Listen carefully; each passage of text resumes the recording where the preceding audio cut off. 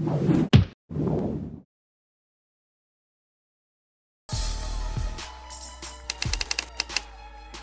ville de Lisbonne était mobilisée samedi sur les berges du Tage pour regarder l'Inport Race.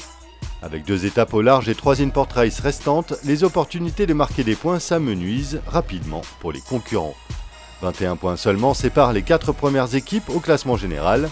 Les Inport Race ont donc toute leur importance et le classement pourrait être modifié aujourd'hui à l'issue de la manche du jour. Au classement spécifique des Inport Race, Puma, Camper et Abu Dhabi sont à égalité avec 30 points chacun. Le parcours positionné dans l'axe du plan d'eau imposait un départ au vent arrière. Telefonica a essayé de pousser Puma à la faute, ce qui leur a finalement valu une pénalité pour avoir navigué au-dessus de la route directe. À la première marque, Groupama, qui arrivait du côté droit, est passé en tête, juste devant Camper et Abu Dhabi. Puma était 4e, Sagna 5e et Telefonica bon dernier après avoir effectué sa pénalité. Groupama, qui n'était pas décidé à laisser les Néo-Zélandais passer, a couvert Camper à chaque fois qu'ils essayaient de s'échapper. Abu Dhabi choisissait l'autre côté du plan d'eau avant de recroiser devant Camper, qui avait alors perdu beaucoup de terrain sur Groupama. La bagarre pour la seconde place a finalement tourné à l'avantage de Camper après qu'Abu Dhabi ait été gêné par un bateau spectateur. Groupama coupait la ligne d'arrivée en tête devant Puma, qui a effectué une très belle course. Camper s'adjugeait la 3e place devant Abu Dhabi et Sagna, qui a réussi à sauver sa 5e place. Les Espagnols terminaient encore une fois derniers. La victoire de Groupama leur permet d'accroître leur avance au classement général. Les Français comptent maintenant 8 points d'avance sur les Espagnols alors que Puma n'est qu'à 5 points de Telefonica.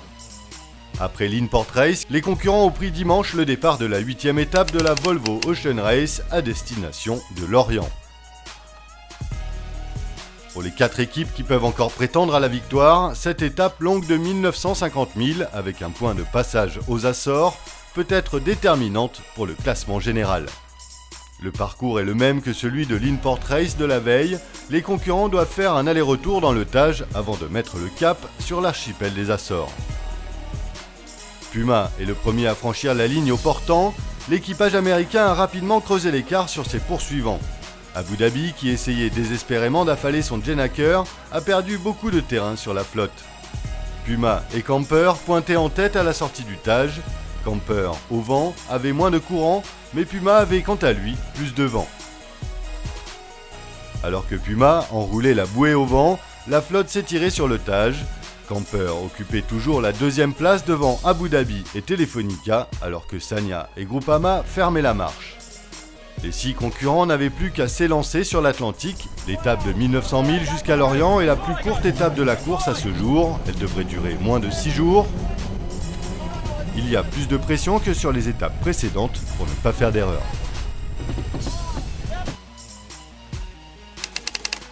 Avec une course aussi disputée, tous les détails comptent. Groupama, Puma et Telefonica pointaient en tête à l'issue de la première journée avec des bateaux qui sont rapides dans ce type de conditions au reaching. Ces 3 bateaux ont été conçus par le même architecte.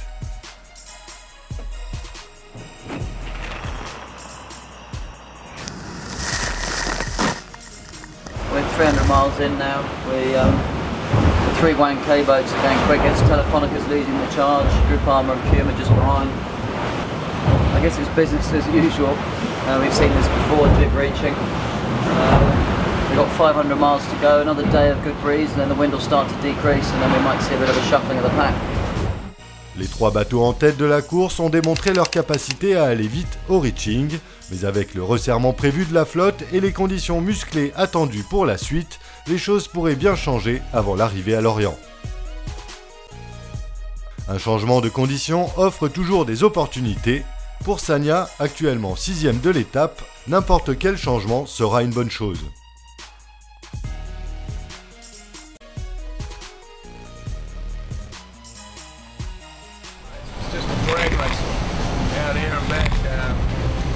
But it's the same for everyone, so it doesn't really matter where we go. We're all going to race one another in the same conditions, so I suppose it's good. Just a bit painful for us because we're a bit slow, so it's not ideal angles for us. We'll just have to see if we can find some opportunities up ahead and get back into it.